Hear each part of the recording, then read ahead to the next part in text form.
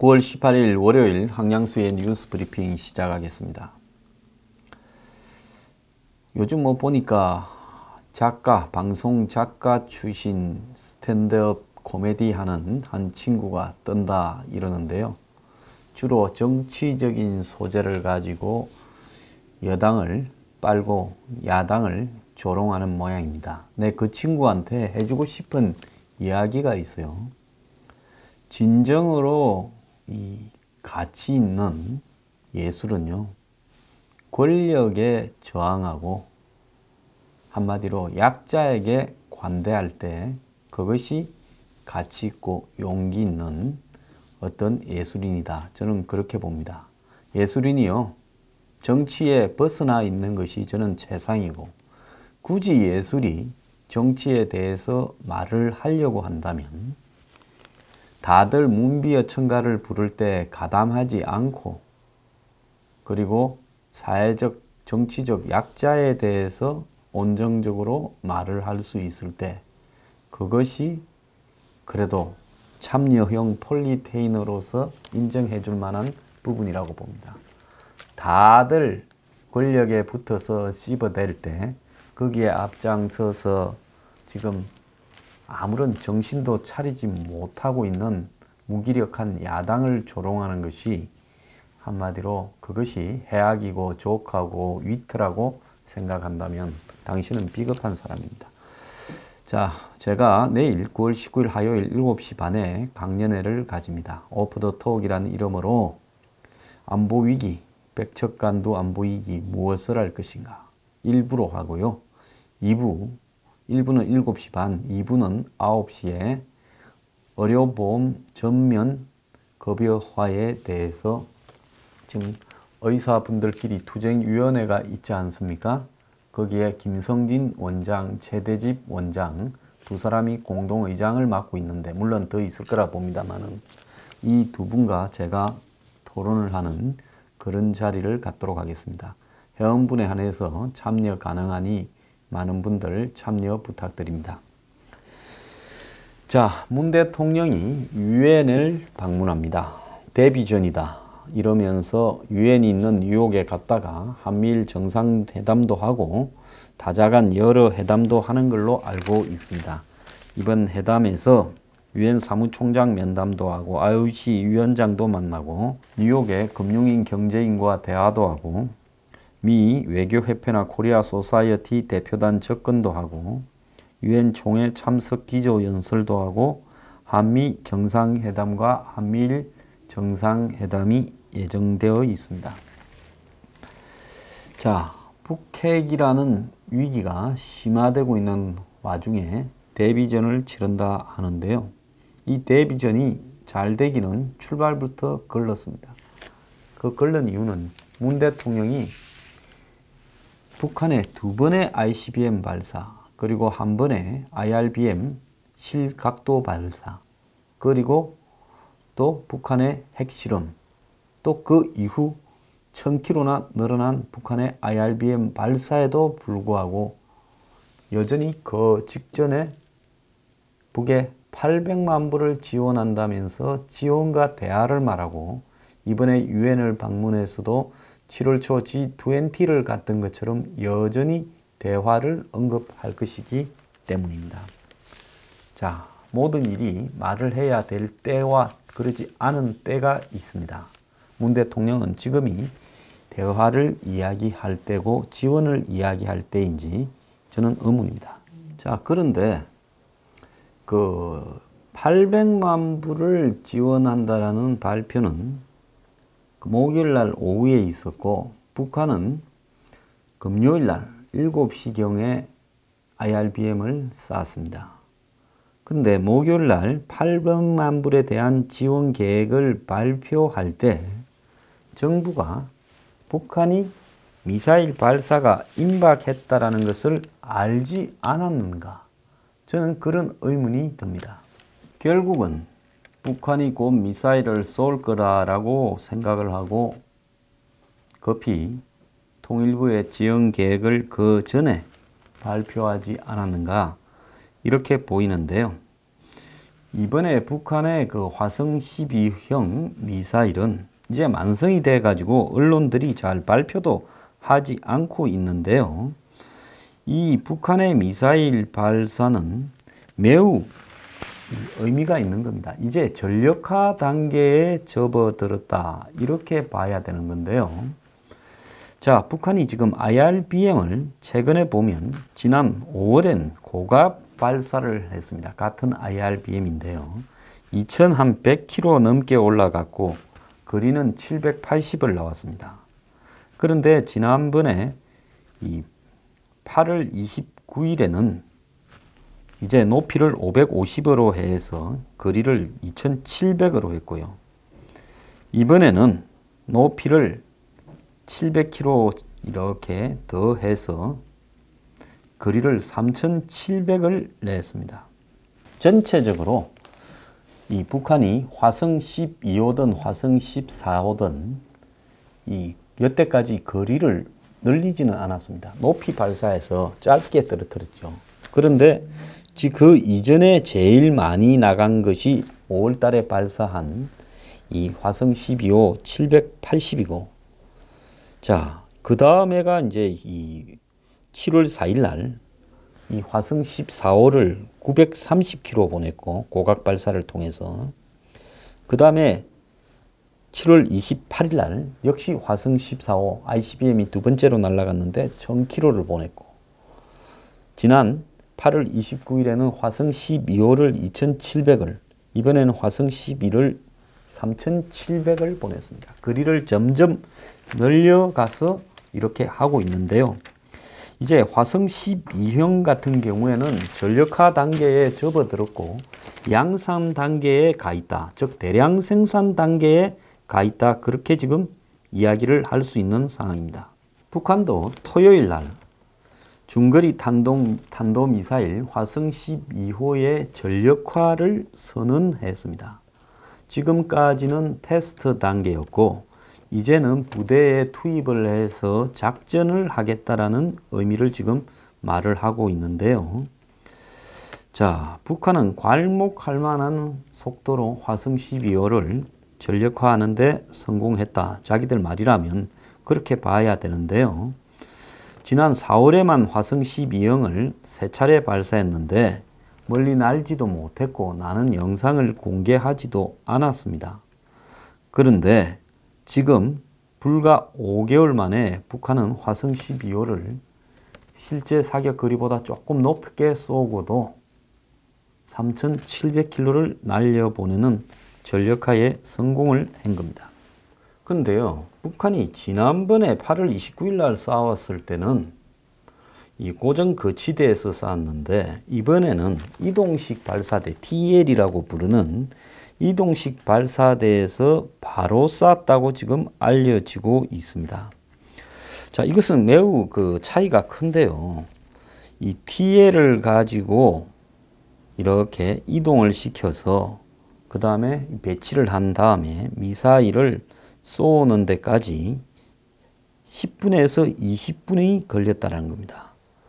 자, 이렇게 된다 하면 한미일 당국이 미사일을 포착해서 대응 공격을 하거나 요격하는 시간이 매우 짧아져서 대응이 어렵게 된다는 겁니다. 자, 그 지난 8월 29일까지만 하더라도 북한이 IRBM을 쏘아 보낼 수 있는 이동식 발사대 기술을 확보하지 못한 게 아니냐, 이렇게 이야기를 했는데요.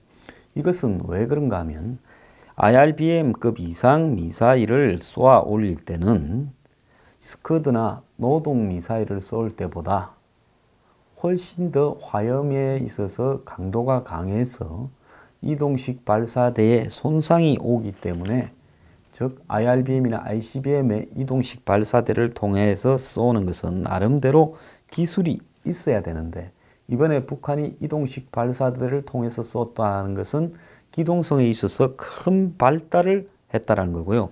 매우 기습적으로 괌을 겨냥해서 쏠 수 있는 이 자신감을 북한이 확보했다는 겁니다. 북한이 올해 쏜 미사일 중에 화성 12호급 이상의 중장거리 미사일이 6번입니다. 여기에 집중을 해왔다고 봐야 되는데요. 이걸 이동식 발사대에서 쏘는데 성공했다라는 것은 지금 북한의 미사일 실제 실전 배치할 만큼의 능력으로 급 상승했다는 겁니다. 북한의 미사일 능력이요. 이런 상황에서 지금 북한이 미사일 발사대가 200대가 있는데 이 러시아와 중국에 이 트럭을 사서 개조를 해가지고 지금 이걸 만들었다는 겁니다. 대단한 형태인데요. 이제는 남은 것은 화성 14형, 즉 ICBM급을 정상 각도에서 쏘는 그것만 남아있다, 이렇게 봐야 될 것 같고요. 내년에는 화성 12형을 수십 기를 실전 배치하겠다고 말하고 있습니다. 자, 그런데 올해 북한이 쏜 미사일이 총 22발입니다. 자, 올해에만 16번에 걸쳐서 22발을 발사했는데요. 이를 돈으로 환산하면 4억 불, 즉 한 4,500억 정도가 될 거다, 이렇게 보고 있고, 지금 북한제 스커드 미사일 수출 가격이 500에서 700만 달러. 그건 거리가 한 3에서 700km 나가는 겁니다. 그 다음에 노동 미사일 1300km 나가는 것은 1000만 달러. 즉 113억 정도 되죠. 그리고 3500km에 이르는 무수단은 2000만 달러. 이렇게 지금 가격을 이렇게 추정하고 있습니다. 사거리가 길어질수록 엔진 성능도 좋아져야 되고 여기에 들어가는 연료도 많이 들어가야 되기 때문에 이 비용이 늘어나죠. 우리가 지금 자체적으로 사거리 300이라고 지난번에 북한이 9월 15일 도발을 했을 때 2발을 쐈다가 한 발이 실패로 돌아간 그 미사일이 200만 달러, 사거리 500km짜리 현무 2B는 400만 달러라는 겁니다. 그러니까 그날 우리가 쓴 한 23억짜리 미사일 하나가 그냥 핏방, 헛방을 한 거죠. 자, 이를 근거로 올해 북한이 쏜 미사일의 총량을 계산을 해보면 최소 지금 이 4억 불 정도 되는데, 북한이 쏜 화성 12형 엊그제 쏜 게 3천만 달러고, 북한이 7월 달에 2번을 쐈던 ICBM은 5천만 달러라고 보는 겁니다. 그러면 엊그제 북한이 3,700km를 날리는데 들어간 그 비용은 한마디로 어마어마한데 350억 가량이 들어갔다라고 봐야 되는 겁니다. 북한이 이 미사일을 쏘고요. 미국은 한반도에서 손을 떼라면서 주한미군 철수를 이야기를 하고 그 이후에 남한 접수를 말했습니다. 노동신문은 우리한테는 어떤 압박도 안 통한다. 미국은 한국에서 이렇게 안전하고 체면을 생각해서 손을 떼라. 그리고 주한미군은 물러나라고 이야기를 하면서 노골적으로 북한의 미사일 발사 목적이 미군 철수와 한반도 장악에 있음을 밝혔습니다. 북한의 이런 미사일 능력에 비해서요, 툭하면 북한이 쏘고 나면 우리는 대응을 한다고 바다로 쏘고 있는 한국의 그 미사일 가격은 현무2A의 가격은 아까 말한 대로 200만 불입니다. 즉 우리가 15일 날 북한이 도발한 직후 도발 지점의 거리를 평양순환공항까지의 거리를 250km라고 봐서 250km 거리를 가진 현무2A 2발을 강원도 동해안에서 바다로 쐈습니다. 이거 발사한 시간이 7시 3분이랍니다. 북한이 쏘고 난 뒤 6분 만에 쐈다는데, 이걸 보면 이미 이 시간에 북한이 쏠 거라는 걸 한국 정부가 다 알고 있었다는 겁니다. 자, 이 속에서 이 2발 중에 한 발이 제대로 날아간 것은 한 발밖에 없고, 한 발은 알 수 없는 이유로 바다로 낙하해서 그냥 그대로 헛방이 되어버렸습니다. 자, 그래서 추락 원인이 뭔지는 이 군에서 조사를 하고 있다 그러는데요. 현무2A는 우리가 일찌감치 만들었던 초기형이고, 현재는 현무2B 사거리 500km짜리, 또 현무2C라고 사거리 800km짜리를 이렇게 만들고 있는데요. 우리가 기껏해야 북한이 3700km나 날아가는 화성 12형을 발사해도 우리가 할 수 있는 거는 이 제고 미사일 한 방 쏘는 거 하고 엉뚱한 방향으로. 북한은 평양에서 일본 쪽으로 쐈는데, 왜냐하면 북한이 그렇게 쏴야지, 바다로 쏴야지 어디로 쏠 겁니까? 근데 일본을 지나가게 쏘는 것 자체가 위협이죠. 우리는 북한하고 관계없는, 북한이 쏜 방향으로 쏘는 게 아니라 쏜 방향의 반대쪽으로 미사일을 두 방을 쐈는데, 그 가짜 미사일도 두 개 중에 하나가 떨어졌다는 겁니다. 땅에. 참 남 부끄러운 이야기입니다. 북한의 미사일을 관장하는 이 전략군이라고 있죠. 김낙겸 전략군 대장은 뭐라고 했는가 하면, 이번에 쏘고 난 다음에요, 화성 12형은 일본의 시나메현, 히로시마, 고치를 통과해서 사거리 3356km를 1065초간 비행한 뒤 괌 주변의 30-40km 해상 수역에 탄착하게 될 거다.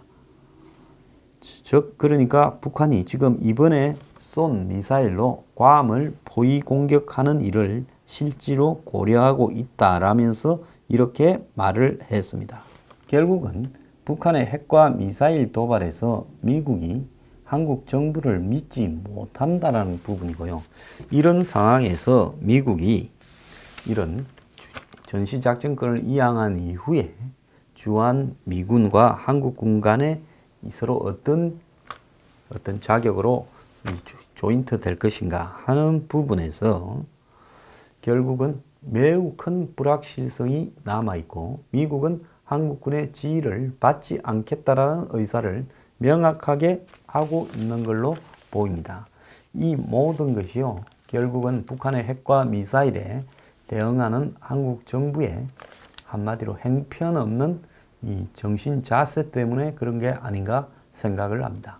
자, 북한의 미사일은 이제 실전 배치가 되고 실질적으로 미국을 위협하는데, 한국은 이 바닥을 슬슬 기고 있고 이 마당에 대북 지원을 하고, 미국은 불신을 가져서 한미연합사를 대체할 기구를 만드는 것을 중단했습니다. 나라 꼴 잘 돌아가고 있습니다.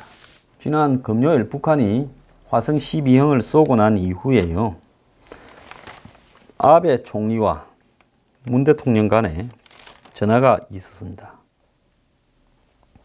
그런데 그 전날 800만 불을 대북 지원해 주겠다라는 문제에 대해서 일본의 관방장관이 문제를 제기했는데, 아베 총리가 문 대통령에게 똑같이 문제를 제기를 했습니다. 지난 9월 14일 날, 그러니까 북한이 미사일을 쏘기 전날 한국이 800만 불을 지원한다는 데 대해서 스가 요시히데 관방장관, 즉 일본의 대변인이죠. 정부 대변인이 북한에 대한 압력을 훼손하는 행동이라고 기자회견을 했습니다. 그런데 아베 대통령 또한 이 통화에서 똑같은 불만을 토로했는데요. 문 대통령은 아예 작심을 하고 아베 대통령한테 자기의 입장을 이야기를 했는데, 청와대가 공개한 이 통화 내용이 원고지 6장인데 그 중에 2장이 이와 관련된 문 대통령의 발언이었다고 합니다. 즉 북한에 돈을 주는 부분이 정당하다라는 문 대통령의 입장이었다는 거예요. 자, 그래서 인도적 지원이고 현금이 아니라 현물이고 영유아 임산부 등에게 필요한 사람에게 전달될 거고 모니터링도 제대로 될 거고 유엔을 통해서 준다, 이렇게 말을 했다라는 겁니다. 우리가 한 말만 집중 소개하고 아베가 뭐라 했는지 불만은 상당히 늘어났을 걸로 보이는데, 일본 측의 한국 정부의 대북 지원에 대한 불만은 전혀 공개하지 않았습니다. 자, 그러면서 한국은 아베 총리한테 우리 모두 더 이상의 한반도 불안이 있기를 원하지 않으니까 지나치게 대응하지 말라고도 했다는데요. 아베는 지금 이 북한에 대해서 800만 달러나 지원할 때입니까? 라고 이렇게 강하게 이야기한 걸로 지금 알려지고 있습니다. 자, 미국 국무부 또한요, 한국의 대북 지원에 대해서 그 지원 발표 직후에 기자들이 물으니까 이 문제에 대해서 한국의 정부에 물으라면서 대답을 하지 않고 불편한 속내를 드러냈습니다. 그런데 이뿐만 아니라 지금 한미 정상이 통화를 했습니다. 어제 했는데요.